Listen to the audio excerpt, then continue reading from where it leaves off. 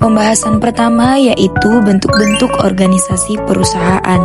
Jadi, bentuk-bentuk organisasi perusahaan ini terbagi menjadi 3, yaitu perusahaan perseorangan, perusahaan perkongsian atau firma, dan perseroan terbatas.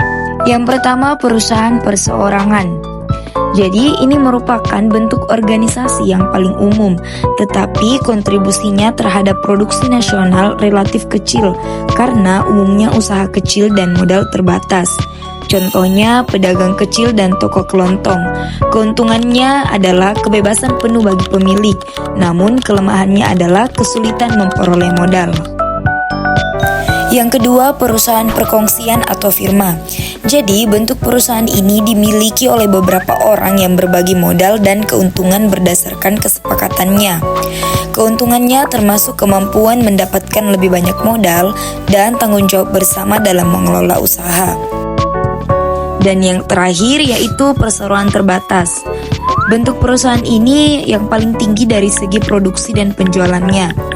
Perseroan terbatas dapat mengumpulkan modal besar melalui penjualan saham. Pemegang saham dapat menentukan jumlah kepemilikan sesuai kemampuan mereka dan mudah menjual sahamnya di pasar. Berikutnya yaitu bentuk lain organisasi perusahaan, terbagi menjadi 2. Yang pertama yaitu perusahaan milik negara atau BUMN, dimiliki oleh pemerintah dan dikelola seperti perseroan terbatas. Umumnya menyediakan layanan publik seperti listrik, air, dan transportasi serta bersaing di sektor-sektor ekonomi tertentu. Yang kedua yaitu perusahaan koperasi. Didirikan untuk melindungi kepentingan anggota, bukan untuk keuntungan. Terdapat koperasi konsumsi, produksi, dan kredit yang masing-masing berfokus pada kebutuhan anggota, seperti distribusi barang, penjualan hasil produksi, dan pinjaman dengan bunga rendah. Materi selanjutnya mengenai perusahaan ditinjau dari sudut teori ekonomi. Yang pertama, tujuan perusahaan memaksimumkan keuntungan.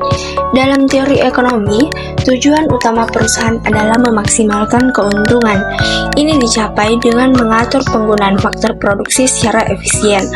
Meskipun ada perusahaan yang memiliki tujuan lain seperti meningkatkan volume penjualan atau melayani masyarakat, sebagian besar perusahaan tetap berfokus pada keuntungan.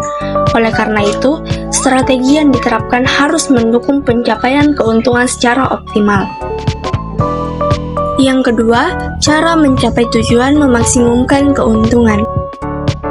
Keuntungan maksimal tercapai saat perbedaan antara hasil penjualan dan biaya produksi terbesar. Produksi harus mempertimbangkan komposisi faktor produksi yang dapat meningkatkan produksi dan menekan biaya. Mereka akan menambah faktor produksi yang memberikan hasil penjualan tertinggi dengan biaya minimal. Dengan demikian, perusahaan dapat terus berkembang dan bertahan dalam persaingan pasar yang dinamis. Selanjutnya ada jangka pendek dan jangka panjang. Dalam analisis produksi, terdapat perbedaan antara jangka pendek dan jangka panjang. Pada jangka pendek, beberapa faktor produksi seperti mesin dianggap tetap, sementara tenaga kerja dapat berubah.